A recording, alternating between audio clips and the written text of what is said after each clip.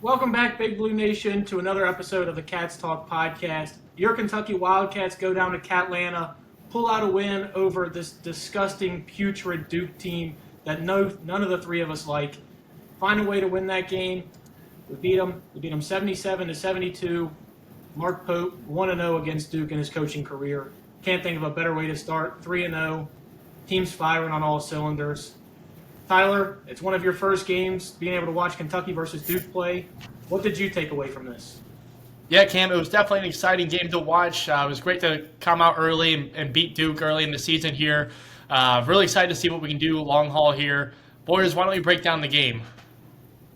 Yeah, Tyler.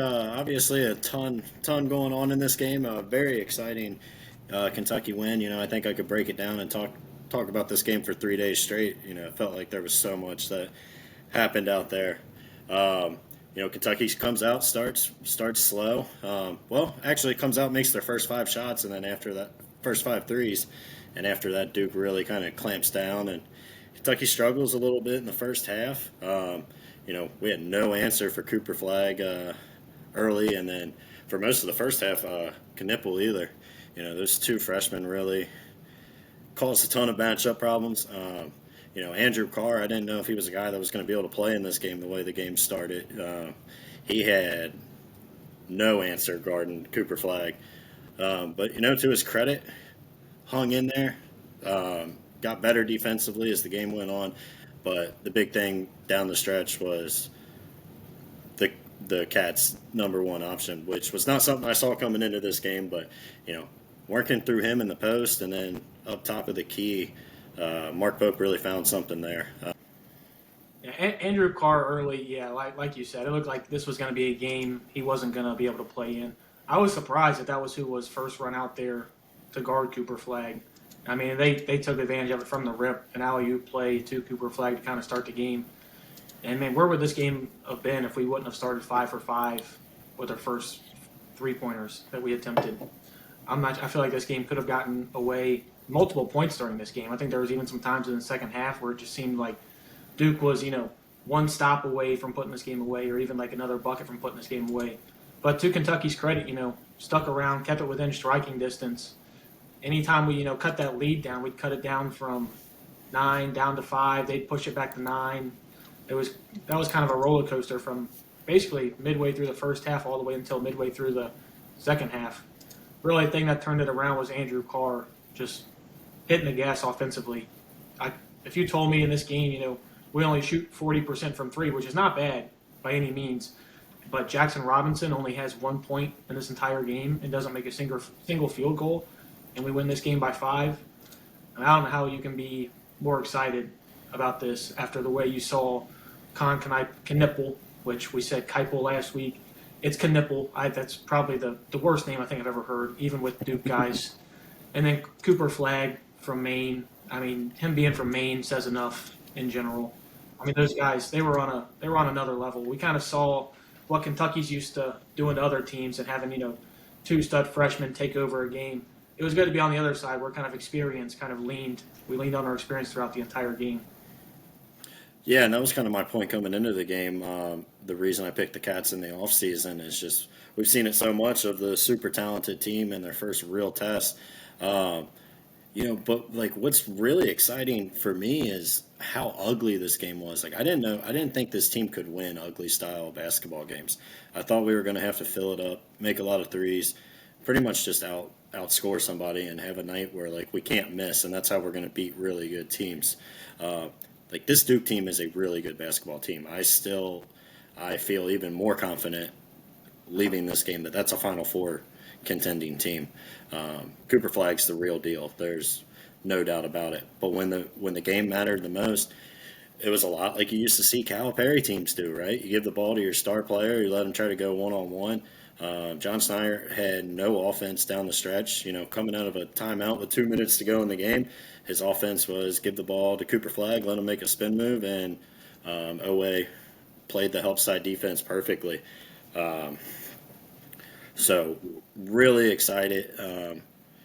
Again, just to win an ugly, grinded out game like that to me is huge. And to your point, Cam, like the whole second half, I was sitting there watching, and we'd cut it to 4 or 5, and then they would get it right back to 9. And I just kept thinking, like, man, we're going to come on this pod tomorrow and we're going to talk about how Kentucky's really good, but Duke is just too good, and we don't have an answer to maybe beat those like top 8 teams. But to their credit, they found a way through Andrew Carr, Oweh, Amari Williams stepping up defensively to grind it out, get back in it, and then get the lead and hold on to it down the stretch. Yeah, the Cats, I mean, the perseverance was kind of the name of the game for me throughout this entire game. I mean, there was just, you have Kobe Brea scores 8 points, Jackson Robinson scores 1. Those are two of the guys that, we had talked about last podcast of being guys, to step up for when this offense needs a bucket, and only get 9 points out of them combined and still be able to come away with the win when the two Duke freshmen combined for 40 points. I think it kind of speaks to, we actually have a coach that's willing to scheme an offense open and scheme guys open, because right for a while, we couldn't buy a bucket there for a little bit. We couldn't, we were just moving the ball side to side, kind of looked like those old Calipari offenses where we were just swinging the ball around the paint until we finally, started getting out running. I think Kerr coming in the second half really started to push the envelope, and he really, made some plays. I'm not sure if I agree with that. His heat checks that he threw up 2 of them. I'm not sure if I agree with those, especially when you shot 2 of 7 from 3 in this game. But man, him just that energy alone off the bench, that spark, I think really helped us there. And that little run from Brandon Garrison that we had in the middle of the second half, huge. I mean, he was huge. If his feet aren't so big, we're talking about a 3-pointer. He ends up stepping on the line for a 2. I mean, we were talking about it. He's got a jump shot. We just haven't seen it fall through yet. It was good to see that for him. Hopefully that continues down the line. But I thought Brandon Garrison was one of the better players in this game, especially in a key time where we needed him. Yeah, he came in and gave you exactly what you needed. One of the biggest plays of the game was that one, I forget if it was Lamont Butler or Oweh drives to the lane and misses the layup right there with 2 defenders, and Garrison gets the tip in to cut it to, I think, 4 at the time with 6 minutes to go. And then obviously his long 2. Pope said in the press conference that was the most disappointing moment from the night, is finding out that wasn't a 3. But yeah, I mean, how about Pope, man? The adjustments he made in the second half. I thought Duke came out with like a great game plan. Like their defensive game plan was on point, and then their offensive one was too. They were putting Cooper Flagg in pick and rolls, getting him mismatched with either Barea or when he had Carr on him, he was just going at him. But Pope talked after the game, and he's like, "Yeah, the first half we were just trying to collect data points. It wasn't about almost winning the first half. Like that's unreal stuff. That's next level stuff. That's you see where analytics is so important to this team." And then Pope made solid second half adjustments, and the guys responded. I think it speaks to how much trust Pope has in these guys, because to go a full half of basketball and say you're just collecting data points for a game when you're playing, I think Duke was ranked 6th going into this game and one of the best recruiting classes we've seen in some time. And to have the balls to just say, hey, the first half we're just going to collect data points and just, roll with it, and we'll come out in the second half and have a good strategy and scheme to go. I mean, I think that speaks a lot to what Pope thinks about this team. And it's good to have trust in guys because, this time of the year we're used to working through things, doing all of this, doing that. It's great to see. Breath of fresh air. I mean, some things that we kind of talked about kind of showed their ugly head at the beginning of the first half. We've got to figure out how to get more physical down low. Points in the paint. I think first half, 26-8, the paint point discrepancy. Yeah, that sounds right. It was something egregious like that. We've got to find ways. Andrew Carr had a great game. Don't want to take anything away from him. But, I mean, he's got to find ways to be more physical down low because right now, if Amari or Brandon Garrison aren't down there or in the game, we're just a liability in the paint. And luckily, we came out with a better defensive scheme in the second half, analyzing all those data points that we got from the first half, as Pope said. But I think, that and just rebounding in general are something we're going to have to take away from this game and work to progress moving forward. Yeah, I agree. Me and you were texting, and that first half I texted you, and I was like, yeah, rebounding's an issue. It was something you really kind of hit home on the previous pods, and I was kind of like, yeah, I think they'll figure it out. But, I mean, it almost seems like fundamental. Like, there's not a lot of like boxing out. There were times where like Carr and a few of the other guys, they were almost just like going straight up trying to tip the ball to themselves, and Duke would just come right over the top and get it. And if you're not boxing out, you're not going to get an over the back call. But as bad as I think that was, it makes it almost even more surprising. Like, one of the big runs we went on was without Garrison or Williams in the game. Like, that's not something I first, saw coming. But they played Carr at the 5, and they went on that little run, and I think that's right when we took the lead, and then he put Garrison back in shortly after. But being able to play, if Carr can just be a little more physical down low, like playing him at the 5 is really going to open things up for these guys going forward. Completely agree. And, Tyler, we were talking about, just as we were talking about this, the rebounding, do you think that might be opposed, just like the offensive scheme we have, where we want to get out and run the ball so much off the jump? That might be why we're leading to, not getting boxes out, not force. We don't have 4 or 5 guys crashing the rim, crashing the paint to get defensive rebounds because we're looking to outlet and get on the run so fast. Do you think that's something that is a part of the reason why we were getting out-rebounded so badly in the first half? Yeah, Cam, I just think the style we play, it just makes it difficult for us to get those rebounds. Yeah, and I do think part of it is also just fundamental. Like I mentioned, there were so many times in the first half where I just watched the guy go straight up and try to tip the ball to himself. Andrew Carr being the big one. But, they fought through. Carr did finish with 5 rebounds. That's more than we've kind of seen coming into this one. But I just collectively as a group, they're going to have to get better. Yeah, agree completely. I mean, you can't expect Amari Williams to be your only consistent rebounder. I mean, even in this game, he only had 8, which is, it's about what he's been going at season averages. But you do need guys, like Ortega, who had 6 in this game. I still think you're going to need more than 5 a game from Andrew Carr. I really do. Yeah. You're going to want, unless we're really kind of like limiting his role later down the season and Garrison starting to get more of those minutes. But even then, Brandon Garrison only had 4 rebounds in 17 minutes. For his athleticism and size, I think he's got to be able to get more as well. Right now, I just don't, like you said, like Tyler alluded to, we're susceptible to giving up rebounds right now with the pace of play that we have. So it's we got to find that happy medium. I think that's going to be something that Pope's going to be working through, especially with all these non-conference games we got coming up, like Lipscomb, which we'll get to a little bit later. Yeah. But, like, the other part of it, just in the game in general, was how many bodies Kentucky threw out there. And by the end of the game, Duke was tired. And, maybe that's why we started rebounding a little better down the stretch, was they just didn't have it. You saw their big man cramping up. Pope did a great job, I think, with the lineups. Like, Amari Williams only playing 20 minutes, keeping him fresh when he comes in. Brandon Garrison was right there at like 18. So you had both of your big men energized towards the end of the game, and that was, I think, a huge key as well to getting the win. Yeah, just talking about the minutes in general. We only had 2 guys that played over 26 minutes, and that was Ortega and Andrew Carr. And I think Ortega's going to be one of the guys where he's just going to be able to stay on the floor no matter what.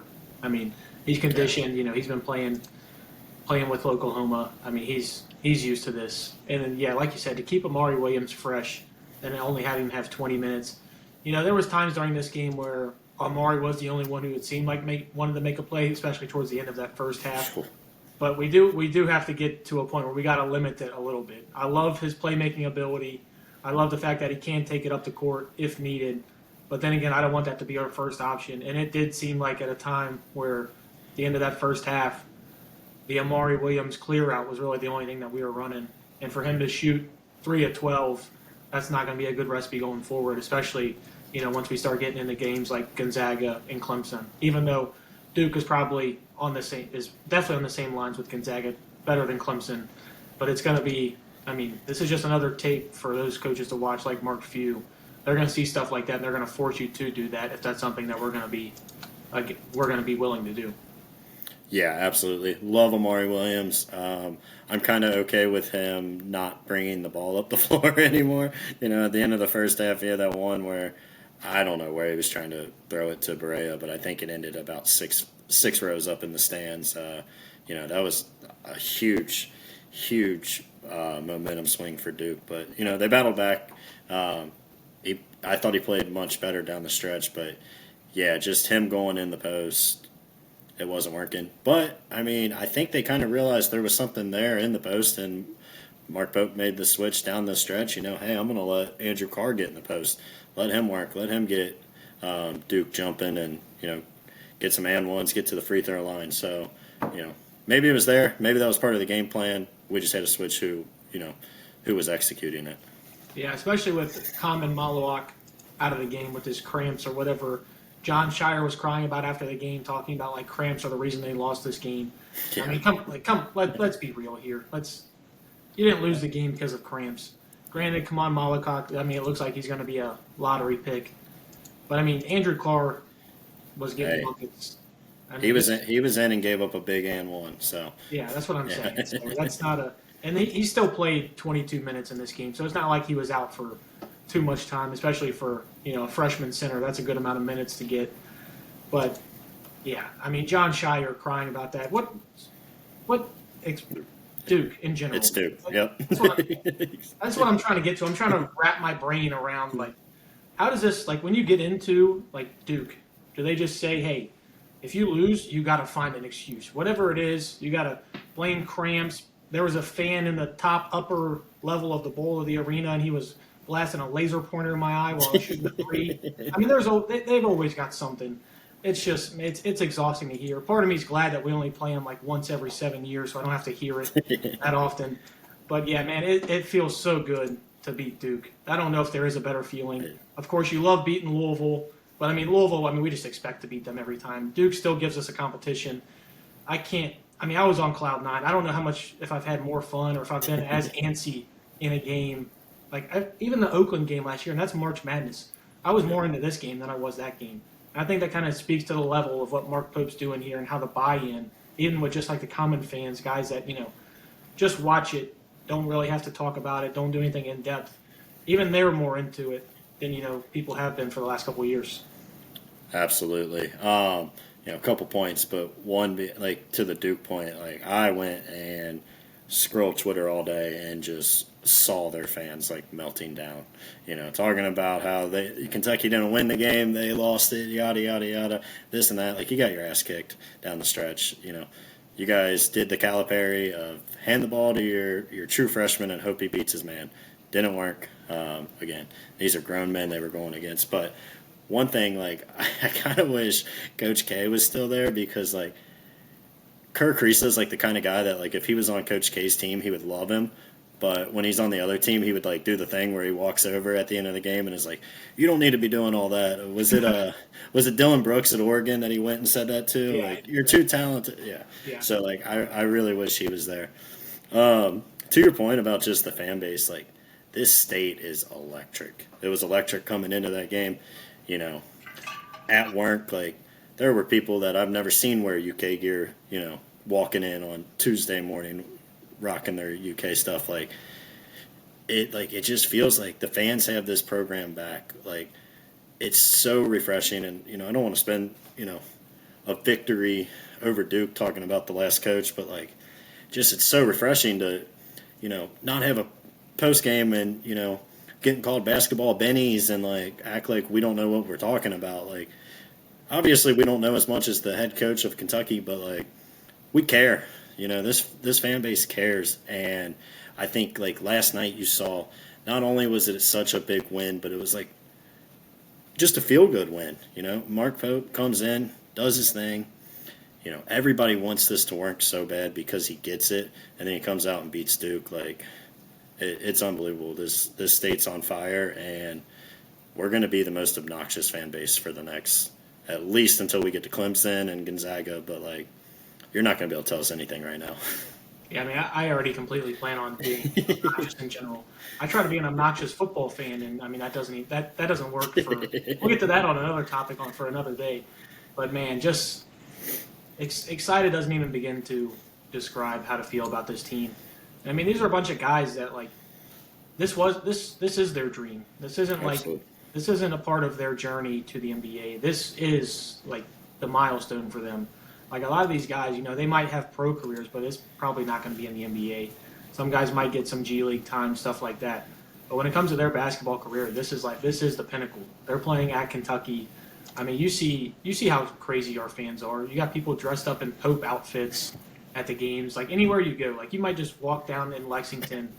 We got couches being burned after a regular season game in November. Like who else does this? And it's so glad to see that this fan base is back. Like you said, don't want to harp on it too much just because you can't say anything without it being cow slander. And I'm sure there's going to be some sort of Arkansas fan hear this and just talk about how we're still talking about Arkansas. Which are they still tied in that game currently? They're up about they're up 13 right now with 6 minutes, but they have not looked good from what I've seen. They found a way to start pulling away. Getting back into this game, I mean, there's really not even all that much to talk about, really, after what we've talked about. I'm looking at these stats. I'm trying to remember where these 8 blocks came from. I feel like we don't have very great rim protection, but 8 blocks for a game, I'll take that all season long if we can get that. I don't, for some reason, those are not like calculating in my head and remembering some of those. I remember a couple of them. Like I remember Jackson's SWAT, the one that they had to review at halftime right there. But I mean, talk about that. If John Shire wanted to cry about anything, he probably should have cried about that. They probably had 0.2 seconds left. Yeah, that was weird. So I'm not sure why they went to half on that. So if he was going to complain about anything, that was probably the one to complain about. But yeah, I mean, just in general, seeing what Pope has preached all offseason come to fruition in the very first big test that you get, it's very liberating to feel. And just going forward, like you said, this fan base is going to be so obnoxious. Rupp Arena is going to be packed. It's not going to be, the lower sections packed with, the older Lexington fans that are just going there just to go for their, Tuesday date night. No, the students are going to be back into it. This is just like the whole state is coming back together and just showing like how great Kentucky basketball is when we're going right. Yeah, this place is going to be on fire. And to your earlier point of like these guys like it not being a stop to the NBA, like they care about it. Like, did you hear Owe after the game like talking about it? He's like, it means something to put Kentucky across your chest. Like, it comes with a responsibility almost. Like, you have to go out and give it your all. Like, there is no – like, when have we heard a player not from Kentucky talk about Kentucky in that way? And I think it goes to, like, what Pope, like, really instills in these guys. Like, this is the place, right? Like, you can play anywhere. If you can play anywhere in college basketball, it's Kentucky. They said he was showing them all clips of Kentucky-Duke rivalries from, before they were born, the 92 game, the 98 game, like getting these guys really to learn what this means to this fan base. And that's so huge. You get guys that come in, they want to play for the name across the chest. They want to play in Rupp Arena in front of those fans. Like, it's unbelievable. Yeah, and then back to the actual game, guy I do want to talk about, Jackson Robinson. Like, as bad as he played offensively and in the first half, like, I saw a bunch of UK fans tweeting about, like, his body language and stuff like that at halftime. Like, I didn't think anything of it. And he came out and he fought in the second half. He didn't shoot the ball well, didn't play great offensively, but I thought he was still out there fighting and giving you everything he had. And, there's a lot of guys, when it's not their night, they would just kind of mail it in and not really care to be there. But I thought he did a lot of other things well. Yeah, especially with Jackson. We talked about it last episode, how much he specifically had riding on this game. You know how many NBA scouts were in attendance. Yep. And this is the start of his final season. This is where he puts himself on the map. So to see that, you look at the box score, and of course nothing is going to be good for Jackson during this game. 26 minutes, 0 for 4 from the field, 1 for 3 from the free throw line, 1 point, 1 rebound. But you look at all that being said, his plus minus, he was still +6 for the game. Yeah, he never gave up. Yeah, so he has to be doing something right. Granted, we're going to need a lot more from him going forward if we're going to take this team to a level that we hope to be. The only concern that I had with Jackson is more the fact just like he seemed so uncomfortable in that first half. Like just the pressure was too much for him. And that was not something that I was expecting for a guy who this is his 5th season playing college basketball. That was something that kind of took me back a little bit. Granted, like you said, it's one game. It's against Duke. He's probably got millions of dollars on the line just in that game specifically.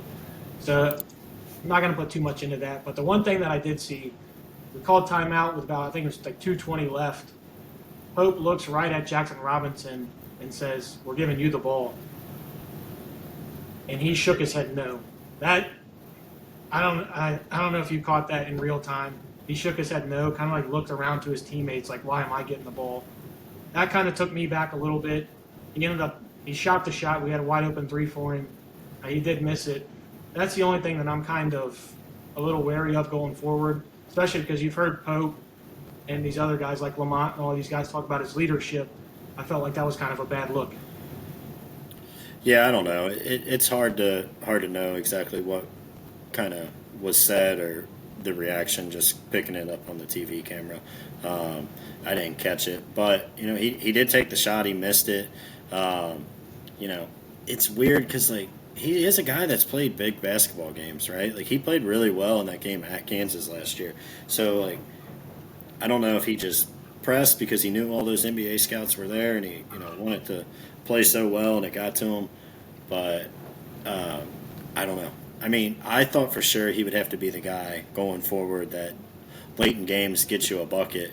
And I still think he is that guy for us, and I hope he is. That's what's going to take us to another level. But if he's not, like, do you feel more confident going forward now with just Andrew Carr being that guy? Personally, I don't want to spin this into a negative, but I don't think Andrew Carr is going to be that guy going forward. I mean, a lot of these were and ones, and granted, he did finish at the rim, but I'm not banking on Andrew Carr finishing around the rim through contact just with his slight frame. That's not something that he's been good at, even going back to his Wake Forest days. Taking nothing away from him, he did it in this game. He's the reason we won this game. But I do think you're going to need the scoring. I think most of your scoring, it's got to come from Jackson and Kobe specifically. I think those two have got to be your point getters in these games. And I think we got to start running more plays for Kobe. It seems like he was not necessarily an afterthought in this game, but any shot that he got, it was, he created it himself. It was off of, seemed like there was no set plays ran for Kobe Brea. And I think that needs to be something that we get more involved with over time. Because even in this game, I mean, he was still 2 for 4 from 3 and 3 for 5 from the field. Yeah. He's got to shoot more than 5 shots a game. But with the way he shoots the ball, and one of those threes was, like a pull-up from like 28, 29 feet that barely, I don't even know if it hit iron. I think he might have been one of the airballed.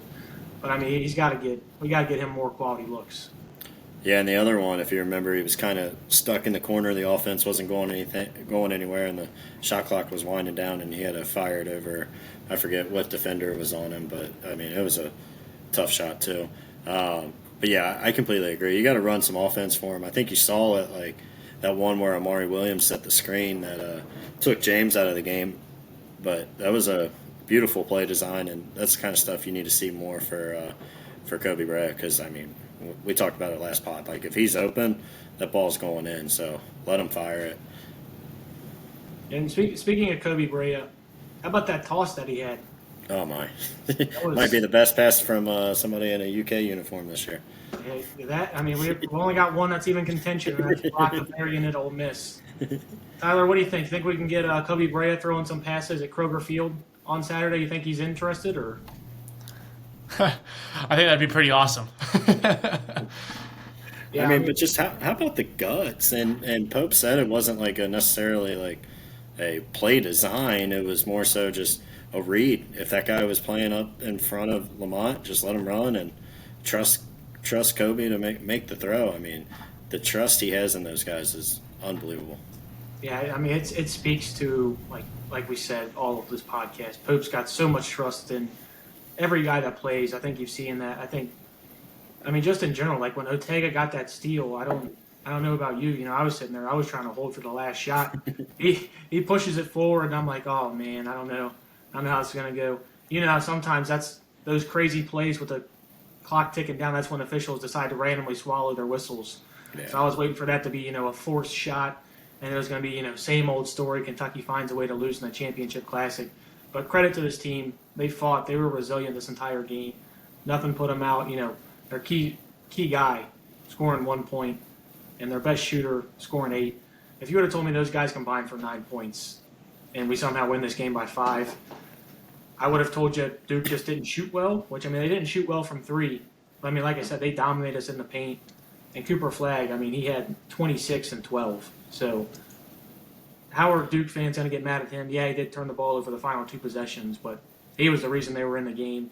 And he like you said, he's the real deal. Unfortunately, I hate to say it because, I hate Duke with everything in me. I hate Duke more than I hate Duke more than Louisville, especially when it comes to basketball season. I think it's got to be said. Duke's the number 1 rival for basketball. Louisville's basketball program is broken. It's never coming back. It's never coming back. It's done. Now football's a different story. Football, trust me, nobody want to beat more than Louisville, and we got to talk about that at some point. I'm not sure if that's going to happen, but we need it. We'll talk about that in a couple of weeks on the pod.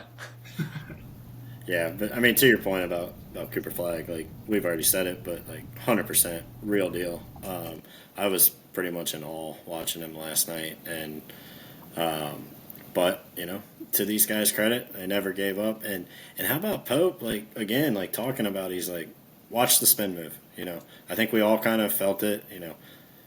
The only move like one-on-one in his bag right now, it feels like, is that spin move. And Pope in the timeout tells him to watch the spin move.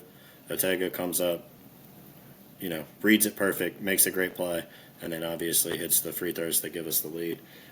Another huge play in the game that we haven't mentioned. How about Lamont Butler poking that one away from Cooper down the stretch? And luckily, his flop too. His flop right after. Yeah. Flip back. Yeah. Luckily, it went off his fingertips for us, but like, it's just a huge veteran play. It is, and having those key veteran additions is going to be such a bright spot moving forward. Kentucky does have the weekend off.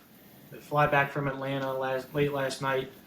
We don't get to play until next Tuesday, so we got to sit on this excitement for a full week. I don't know how we can wait on that. Yeah, which kind of stinks. And the only thing we have between then and now, granted, the Kentucky women's team does play on Saturday. It's UK Louisville. That is going to be a sold-out Shield Memorial Coliseum. My girl Clara, yep, she's going off for at least 20 and 10. That's a fact. But Kentucky does get to play Lipscomb next Tuesday. So far, they're 2-2. I mean, they lost Arkansas. They did keep that game very close, though, throughout the entire game. Slipped away towards the end. But I think it's going to be good. Another good test for a team that we're trying to find as many data points, as Coach Pope would say. Yeah, no huge thoughts on it. Just kind of like we've said a couple times, just don't take a step back, like a major step back. This will be kind of a game where you can maybe get Colin Chandler a little more time to continue to find his footing. But yeah, I can't believe we have to wait a week to watch these guys again. I'm ready to give me Gonzaga, Clemson, and Louisville back to back over the next 3 days. I'm ready to roll. Right? Can we officially say? I guess we're punting on the football season. Dude, that's all I. Can we officially say that the Kentucky fans have punted on the football season? We already figured it was already happening. We'll still make our podcast regardless. But man, I just know people aren't going to be tuning into this, especially after that Duke game. I was telling people all week at work, I'm like, I just need this. Like, I need to feel something good between, the way our Cincinnati Reds season went, and the Bengals season so far has been hugely disappointing, and then 3 wins in UK football. Like, I was like, I need something. I think that's what made last night even more special. The basketball program hasn't been great over the last 5 years, but disappointing April till now for our other sports. Well, let's go ahead and give our predictions for that Tuesday game against Lipscomb next week. It's hard to put scores on these teams because, you don't ever really know what to expect. I mean, these games could go one way or the other, with it just being a blowout, or we could keep it close. Luckily, so far, we really haven't had that. We haven't had to see that, that scare of, oh, man, we're only up 5 at halftime against Lipscomb. That being said, I think, we find a way. I'm hoping, I should say, that Jackson just comes out and he's just firing this game. Comes out. I kind of want to see him have anywhere from 12 to 15 shots in this game. Get him used to being the number one guy. Make sure he's confident in himself. I got Kentucky winning this game. I'm gonna go 94 to 68. Yeah, I think the way Kentucky's been playing, they've been really hot so far this season. They put up triple digits twice now. They beat a really good Duke team here. I think they're going to continue the roll here. I think they're going to go right around their season average, around 93 points for the game here, beating Lipscomb, let's say 72. Nice. I'll say the Cats get back over 100. So I'll say 101. I like 73. 101-73, similar to Bucknell. So can we entertain the idea of 40-0 or? Last night I was yelling at like you couldn't tell me anything last night. This team. Well, real quick before we hop off here, like, where has what did that game last night do to your expectations on the actual season as a whole? I think it really just, of anything, it just raised the floor of this team because you were worried about those games where we didn't shoot well or we didn't have a key performer step up, and we weren't sure, were we going to be able to win games like that. And being able to win a game like that against a top-tier opponent, I think, if anything, it just shows you, I think the floor of this team is Sweet 16 should be right around there. I mean, NCAA changes so much once you start getting into conference play, so it's still early to say. But I think, if anything, it just raised the floor of this team. Look, I think the expectation stays the same for the most part throughout the rest of the season. But to your point, I think there's a new level of grit that you can add into the mix there. Some of those higher competitive matches. The fact that we were able to do it so early in the season, I think is very, very helpful for down the line when we're playing some of those top team competitions. Like you said, Cam, when we go into the SEC championship matchups or into the March Madness, hopefully we can get some more competition there. Yeah, for me, it does raise expectations a little bit, to the points we made. I didn't know this team could win a grind it out, not playing best offensively game. I know I predicted a Duke win at the beginning of before the season, but I still kind of thought it would just have to be, we would have to get insanely hot from behind the arc.